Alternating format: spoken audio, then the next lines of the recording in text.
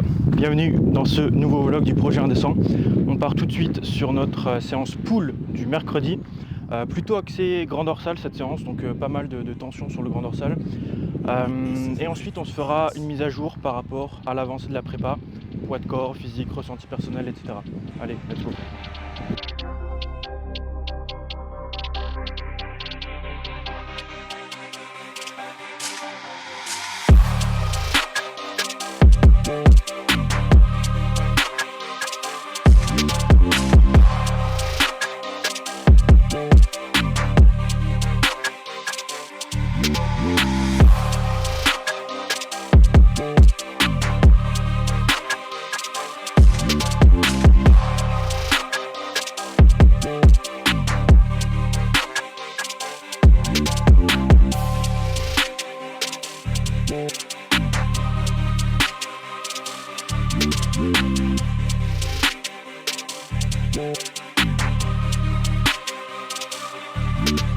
Premier exercice les gars, c'est cluster 7 sur banc. Donc l'objectif c'est d'aller chercher 30 répétitions. Ici j'ai fait du coup 4 séries espacées chacune de 30 secondes de repos. J'ai fait 11 et 8 répétitions avec les 79 kg. Ensuite j'ai diminué la charge et j'ai fait le reste du cluster avec 70 kg. Et j'ai dépassé un petit peu l'objectif des 30 répétitions, voir un petit peu la marge que j'avais par rapport à l'objectif de 30 reps.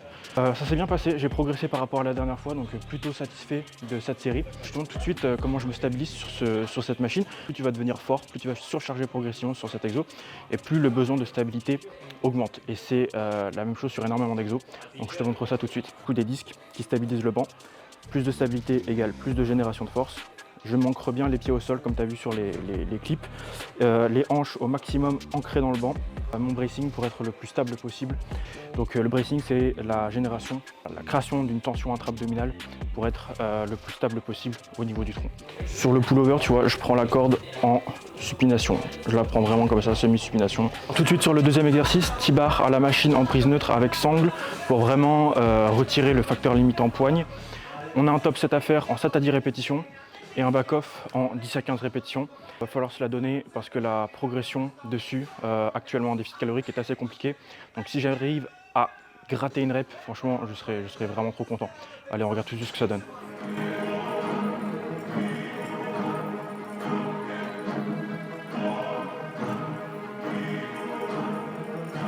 Flame.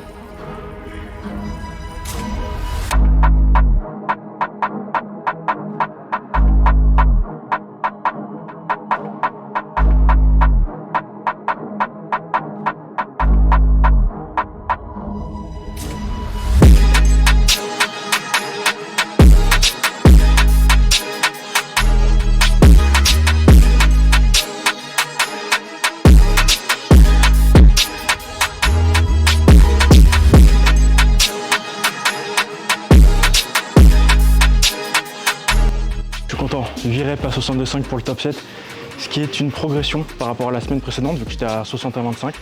Back-off, 13 reps à 50, j'ai gagné 0,5 reps, la dernière fois j'avais été à l'échec à 12. On va passer à l'iliac lat pull down. Vu qu'il n'y a pas beaucoup de monde, et en plus de ça à cette heure-là, j'ai pu laisser tout mon setup du pullover sur banc. J'ai juste viré la prise et voilà, j'ai besoin de rien réinstaller quoi. C'est parti.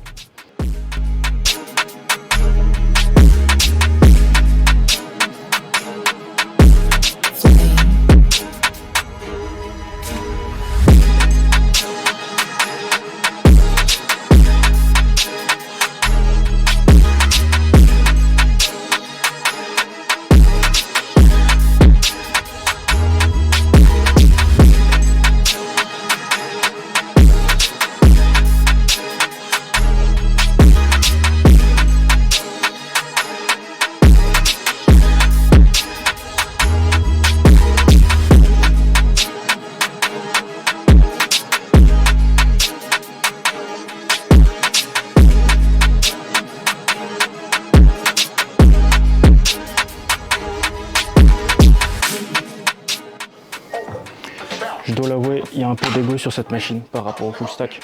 J'ai revalidé les 7 répétitions comme la semaine dernière, donc la performance a été maintenue sur cet exo, je suis plutôt content. Par rapport à l'iliac pull down qu'on a fait juste avant, il y a eu un maintien de la performance sur le top 7, donc plutôt satisfait par rapport à ça, et plus une rep sur le back-off. Donc c'est très positif. C'est pas mon PR sur le back-off. J'ai fait 15 reps là, mon PR c'est 16, mais c'est plutôt satisfaisant parce que la semaine dernière j'ai fait 14. Donc il y a eu un regain de performance. Ok, on va passer au biceps.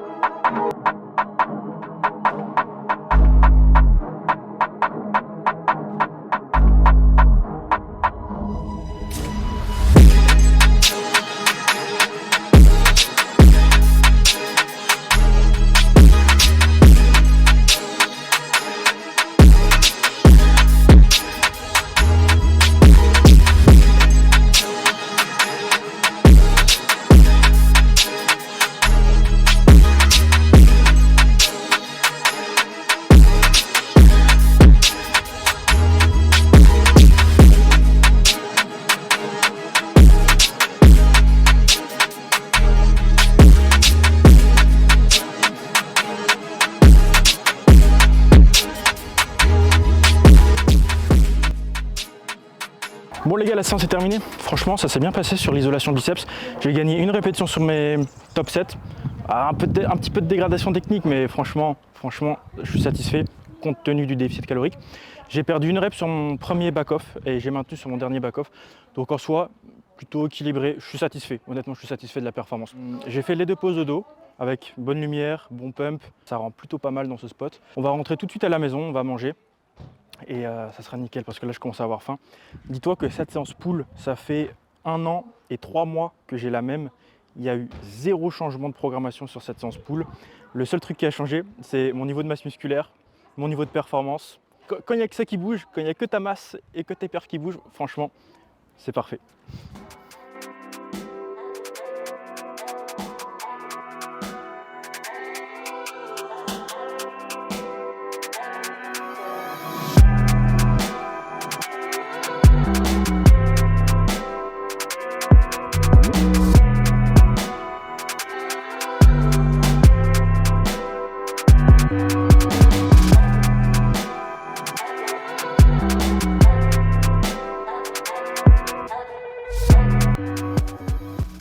Repas post-entraînement les gars, du poulet, du riz, de la crème 4%, de la purée de tomates et 200 g de fraises ici. De toute manière, comme toujours, les macronutriments, les calories du repas affichés à l'écran.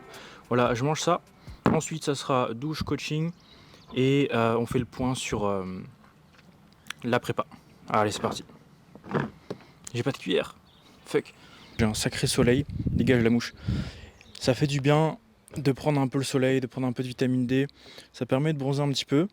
Et le soleil crame pas la gueule ici. Donc vraiment top.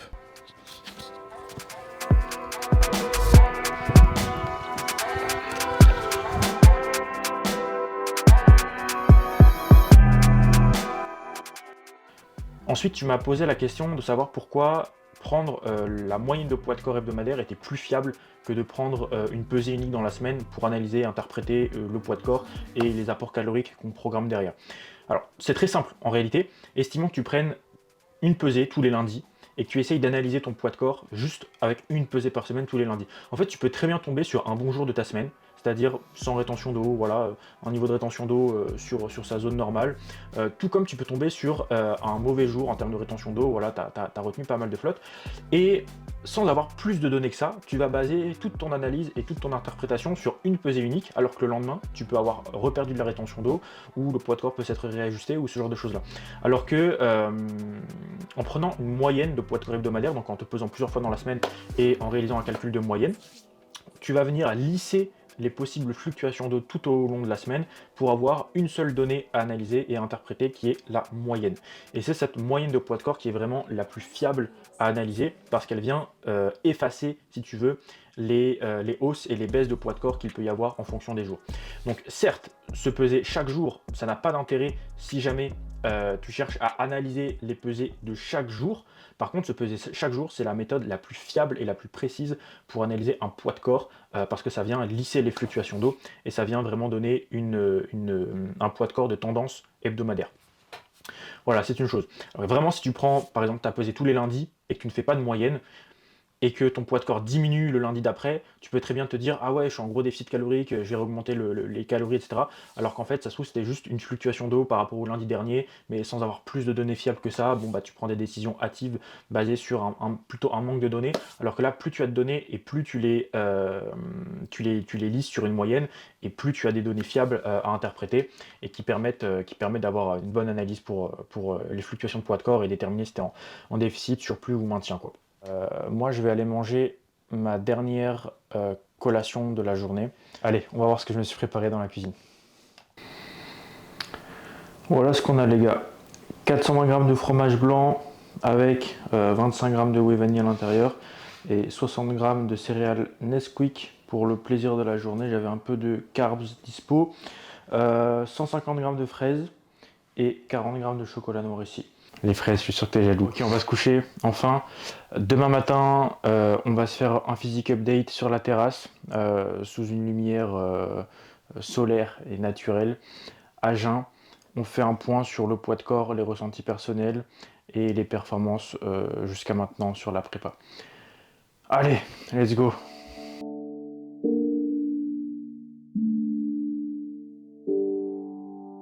North Road made this.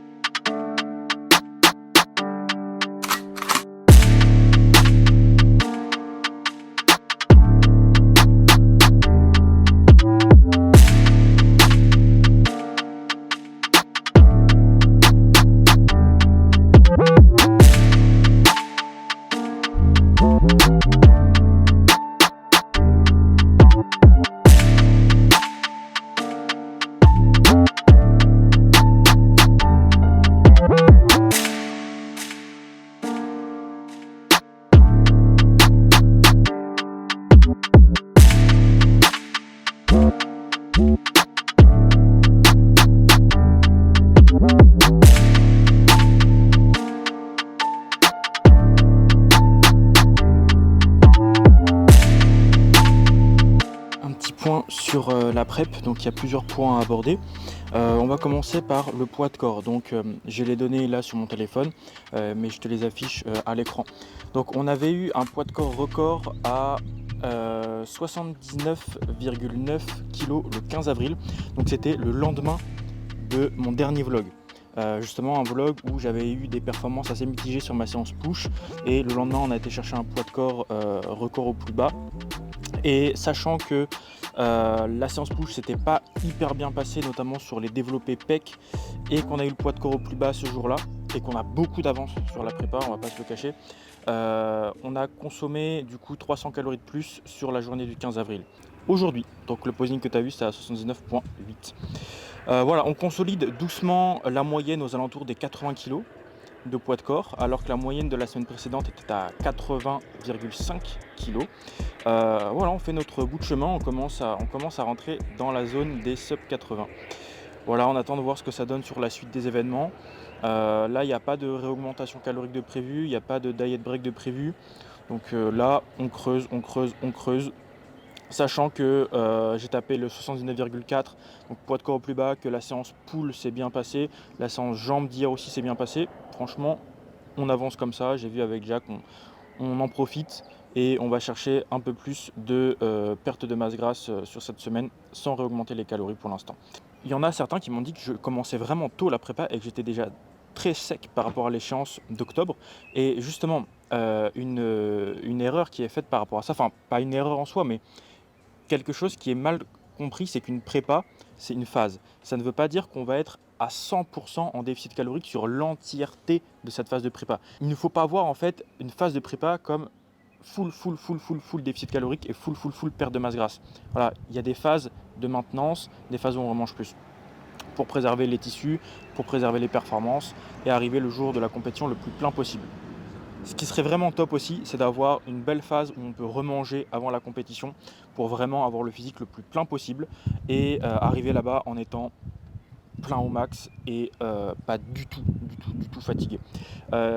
Point intéressant, c'est que sur ma dernière cut donc de 2022, j'avais eu la meilleure condition physique de ma vie en septembre en termes de taux de masse grasse et en un mois de prise de masse.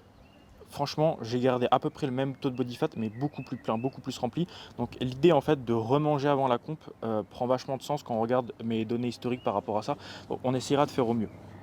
Je n'ai pas du tout ressenti autant de difficultés sur ma précédente sèche en 2022. Je me souviens, j'avais fait une sèche de 14 semaines et sur les 12 semaines, 11 ou 12 premières semaines, franchement, j'ai progressé trop facilement. C'était comme si j'étais pas en cut. Alors que là, en 4-5 semaines de prépa, ça se ressent déjà. C'est assez dur sur les pushs. Donc je pense en fait que ça vient du fait que sur ma prise de masse, j'ai bien progressé. Le taux de progression a diminué, la marge de progression diminue. Je suis beaucoup plus fort, beaucoup plus musclé que l'année dernière. Et donc forcément, quand on se rapproche petit à petit d'un niveau plus élevé, on a vraiment besoin d'être dans l'environnement le plus optimal possible pour continuer de progresser ou pour maintenir ses performances au mieux. Et donc, sachant que l'année dernière, j'étais moins avancé que cette année, c'était probablement plus facile sur cet aspect-là. Au niveau des ressentis, énergie, fatigue, forme dans la journée ou dans la semaine, c'est franchement très bien la plupart du temps. Les moments où c'est un peu moins le cas, je pense que ce n'est pas vraiment une fatigue physique que je ressens. Je ressens pas de léthargie où je peux même plus me lever, où je suis à plat, où je peux pas aller marcher ou quoi. C'est plus une fatigue psychologique, je pense. Pour te décrire un peu la sensation, c'est juste l'impression d'être un peu défocus, d'être un peu déconcentré, d'avoir la tête un peu dans le brouillard. Ouais, comme si j'étais pas ancré dans les lieux en fait. Et ça se ressent sur certaines séances où, ouais, tu vois, je pars sur mon top 7 et je sens que j'ai pas la même détermination, j'ai pas la même hargne que d'habitude. Et je pense que c'est cette petite fatigue psychologique qui est surtout présente par moment, pas tout le temps évidemment, plutôt qu'une fatigue physique en tant que telle. Sur la fin, franchement, il n'y a pas de souci. Je gère hyper bien ma faim. On n'est pas encore à un taux de body fat très sec et je sais que mes niveaux de faim, mes niveaux d'appétit ont toujours été un grand avantage chez moi. Donc là-dessus, il n'y a pas de souci pour le moment. Il y a 2 moments dans la journée où je peux avoir un petit peu faim. Ça va être au lever, quand je vais mettre un petit peu de temps à aller prendre ma douche, à préparer mon café, etc. Là, la faim va commencer à se développer un petit peu, mais c'est pas grave vu que je déjeune juste après. Et en vrai, on va pas se mentir, ça fait aussi plaisir d'avoir un petit peu faim quand tu passes des mois et des mois et des mois de prise de masse à ne pas avoir faim et à te forcer à manger. Donc par rapport à ça, il faut adopter un peu cet état d'esprit de ok, t'as faim, mais faut s'y attendre et prends-le comme un plaisir en fait. Prends cette sensation comme quelque chose qui était attendu et déjà anticipé et ça fait du bien d'avoir un peu faim. Après, t'es content d'avoir ton repas, etc. Donc ouais, juste le matin au lever et quand je mets un petit peu trop de temps sur ma séance, notamment quand je dois vlogger, je dois faire les plans, gérer les scènes, etc. Et que ma séance dure un peu trop longtemps, je commence à avoir faim forcément parce que le temps de digérer mon petit déjeuner, plus une séance qui dure très longtemps, voilà, il y a quand même beaucoup de temps entre mon petit déjeuner et mon post-workout. Donc là, la faim peut commencer à se développer un petit peu plus. Mais voilà, dans tous les cas, c'est jamais quelque chose de très gênant. Ensuite, ressenti sur le plan professionnel en ce moment, je suis assez content. Ça avance bien. Mes 2 derniers vlogs ont fait augmenter ma chaîne quand même de 30 abonnés, franchement. Donc, merci aux 30 personnes qui m'ont suivi depuis les 2 derniers vlogs. C'est cool, les gars.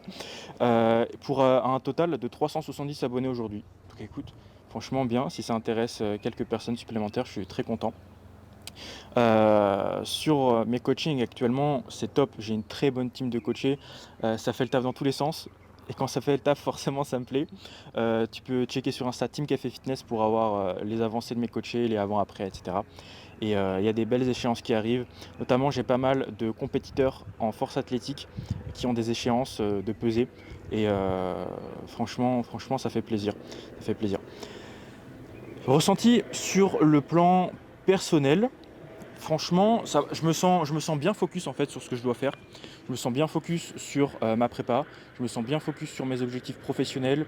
Je sens que j'accomplis des trucs en fait. Et ça me plaît beaucoup. Je sens que j'accomplis des trucs et c'est vraiment une sensation de satisfaction qui est très forte. Par exemple, quand tu filmes tout un vlog toute la journée, que tu as passé 10 heures de ta journée à bien filmer les choses, etc. Et que tu passes au montage, que le montage commence à te plaire un petit peu, que tu envoies la vidéo sur YouTube. Franchement, c'est une sensation d'accomplissement qui est vraiment intéressante, que j'aime beaucoup personnellement. Et en plus de voir que certaines vidéos fonctionnent plutôt bien, j'ai fait sur la dernière vidéo qui est ma routine pour sécher, j'ai fait 700 vues en 48 heures. Franchement bien. Je suis satisfait par rapport à ça. Ouais, je me sens en mode full work, mode grind, et j'ai vraiment pas de distraction nuisible actuellement, donc on est plutôt sur un haut, on va dire. On est plutôt sur un haut. Voilà, à part ça, j'ai l'impression que mes journées passent très rapidement à 1000 à l'heure. J'ai l'impression de pas avoir beaucoup de temps pour faire des choses qui sortent un petit peu de la routine coaching, bodybuilding, montage, vlog, Instagram, réseaux sociaux. J'ai l'impression qu'il manque un peu une activité pour me sortir la tête de tout ça et vraiment avoir un vide par moment. Mais je préfère largement ça plutôt que l'inverse et de me faire chier toute la journée et de pas savoir quoi faire. Donc ouais, les journées passent hyper vite, beaucoup de travail et c'est cool. Voilà les gars pour la mise à jour du processus. J'espère que ça t'intéresse toujours autant et que le contenu te plaît. On se dit à la prochaine pour un nouveau vlog du projet indécent avec, j'espère, un peu plus de définition musculaire. Peut-être un poids de corps sur le posing aux alentours des 79,5, on verra. On reste en contact sur Insta, si tu ne me suis toujours pas, tu peux me suivre là-dessus. Story et publication quotidienne. Allez, salut!